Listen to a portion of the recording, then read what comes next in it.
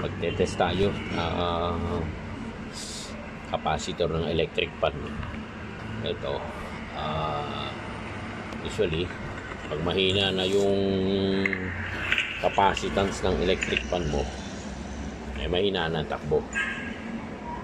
Kaya makikita natin ang ating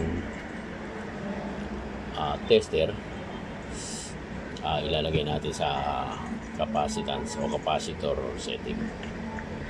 Ayan, makikita sa capacitance. Tapos ito ang capacitor natin, 2 microfarad. Makikita natin ang testing nito, lalabas kung ito ay pwede pa sa electric pan. Ito ang value niya. Ayan, 2 microfarad, lumabas lang na 0.88 microfarad lang. So mahina na yan para gamitin pa sa electric pan. Ito bago na 2.0 microfarad.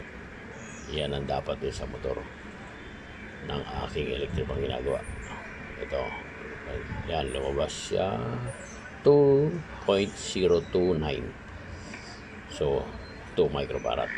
Ito ang tama na gagamitin natin sa electric pan. Mahina na itong electric pan ko, kaya dapat palitan. Hindi lang sa busing,